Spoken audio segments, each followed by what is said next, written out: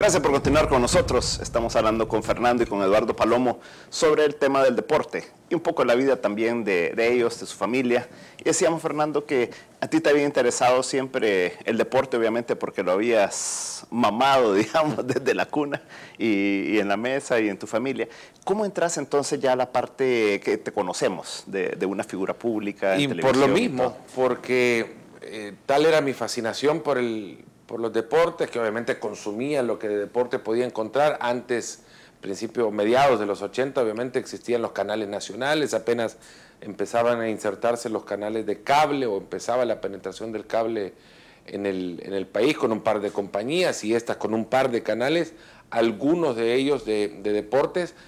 En uno de ellos vino ESPN en el paquete y recuerdo a mi papá convencerlo de la idea de elegir a una compañía de cable sobre la otra porque tenía un canal de deportes de 24 horas. Le digo, ¿puedes creer eso? Además que venía otro de noticias de 24 horas. Y obviamente, bueno, se suscriben y empiezo a consumir el canal como respirar. Lo necesitaba casi tanto como eso. Consumí algún Betamax por grabar programas y verlos y le terminé arruinando las cabezas, era imposible conseguirlas, así que el Betamax desechado. Después, para poder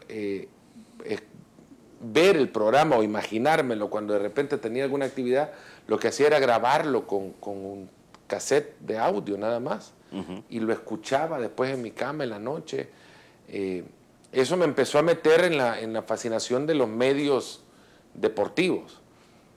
Consumía lo nuestro, lo local, y obviamente asumiendo que se podía hacer mejor dentro de mi ingenuidad de adolescente, llegué a tocar la puerta del Canal 4 para ofrecerles no mi servicio, sino mi información, que iba recopilando con el paso del tiempo. Particularmente de fútbol americano, que era una liga que me atrapaba mucho conocer el deporte. Así seguí varios deportes por mucho tiempo hasta conocer las reglas, entenderlo y después pasaba al siguiente, pero me abocaba directamente a conocerlos, a no convertirme en experto, pero sí a saber qué es lo que estaba viendo.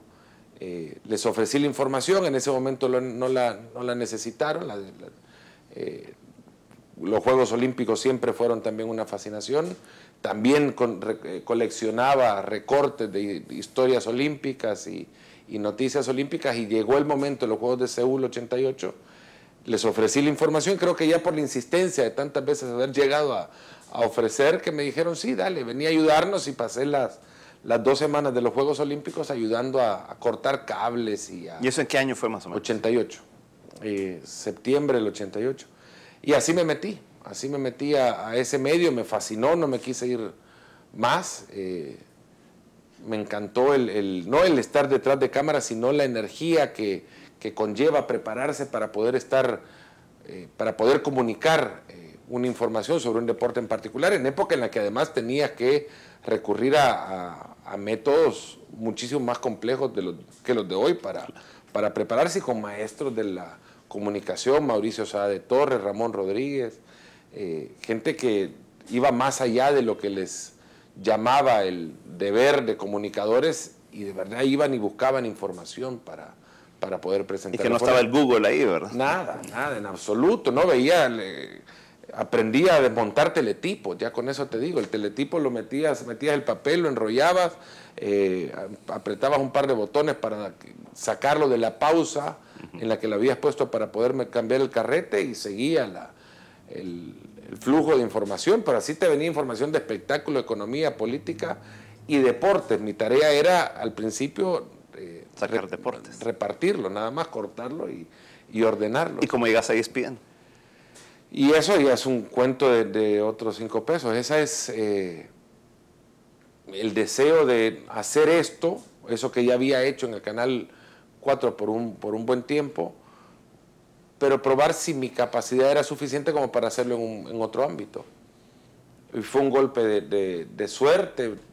Mi papá, desde que nos dejó, creo que no ha dejado tampoco de mandarnos bendiciones desde arriba cada rato, y eso fue lo que sucedió. Mandé varios currículos a varios canales de televisión en Estados Unidos, y me respondió ESPN en un momento de necesidad para ellos y de entusiasmo para mí, ¿no? Desde el 2000 estoy trabajando ahí. ¿Y qué te respondieron? O sea, ¿a qué área ibas? ¿Cómo fue? Mira, en principio mi intención era porque tenía experiencia en el área de marketing, publicidad y demás, entonces dije, bueno, voy a probar en esta área a ver si es posible encontrar un espacio. Mi sorpresa fue que lo que había incluido como un adorno al currículo, que era la experiencia como narrador deportivo en El Salvador, es lo que les interesó. Y me llamaron para pedirme un demo, se los envié, empezamos a ir con el ida y vuelta y de un proceso largo, unos 9 meses más o menos, ya estaba narrando en ESPN. Eso fue algo que en realidad ni me lo habría esperado, pues era mejor que soñado. ¿Y pensaste que ibas a poder llegar a lo que tenés hoy?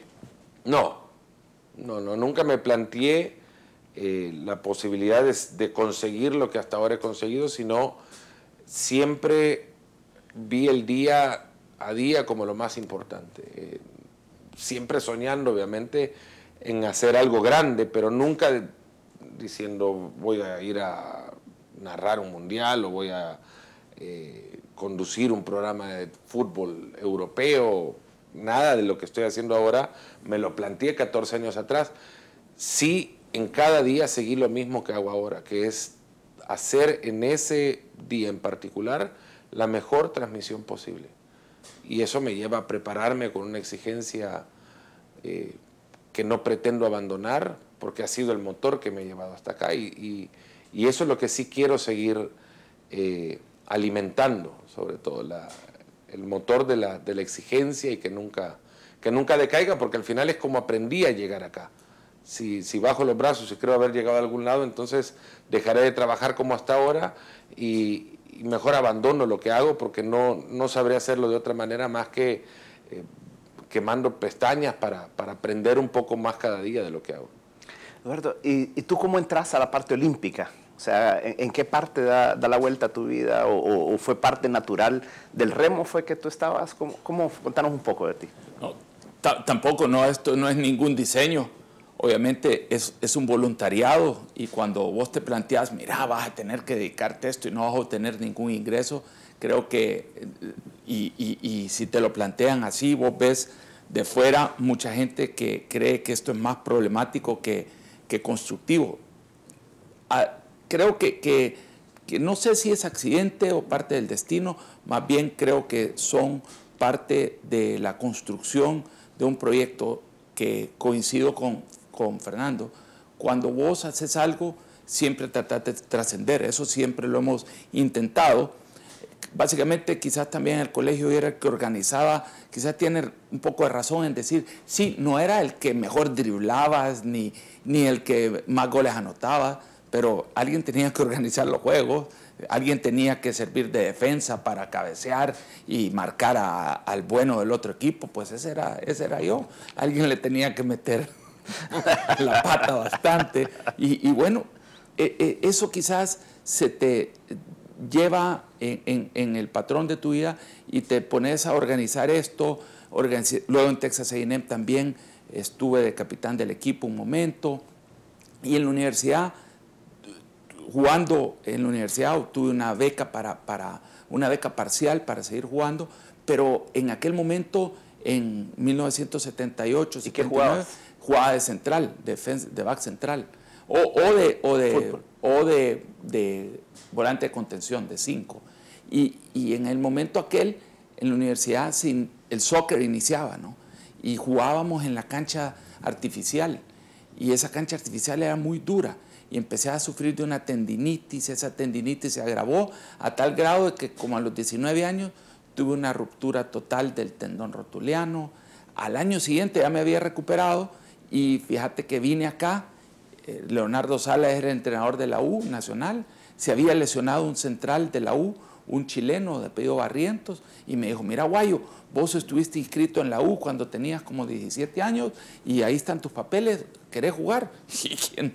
No, era miércoles, era lunes, martes, miércoles, jueves. En el último entreno, el del viernes, fui a trancar, me acuerdo, ya para acabarse el juego, con la Tuca Gómez, y me rompo los meniscos de la otra rodilla. Entonces, 19 años una cirugía, a los 20 la segunda cirugía, y no, dije yo, ya está. Y además de eso, me había venido en carro de la universidad.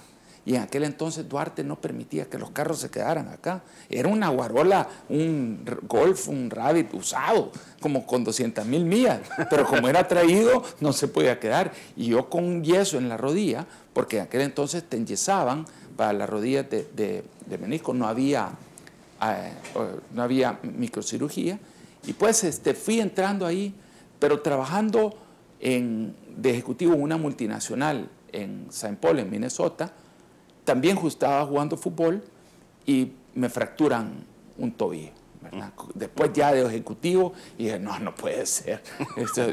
Siempre he tenido tendencia bastante al accidente físico, pero estaba bastante aburrido con mis muletas en el Mississippi y vi un bote pasar.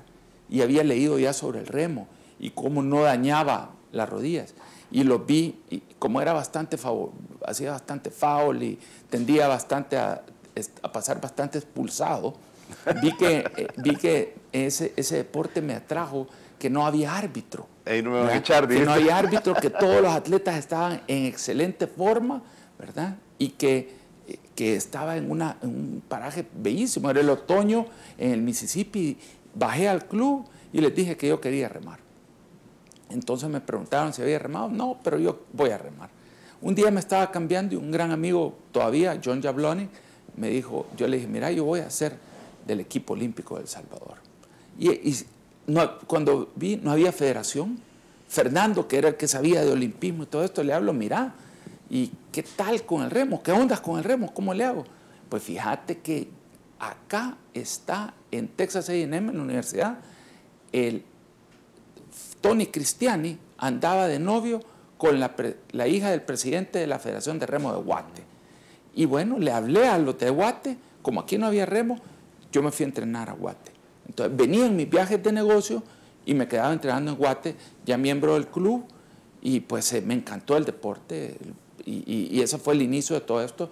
Hicimos la federación acá, y luego empecé a saber que si algo puedes mejorar y no está en tu control y lo querés mejorar, tenés que llegar a ese círculo de control, ¿verdad? Para aportar parte de tu visión. Y esa ha sido este viaje, esta trayectoria en esta parte de servicio al deporte. Dejémoslo ahí un segundito y después nos contás justamente del Comité Olímpico en particular, ¿verdad?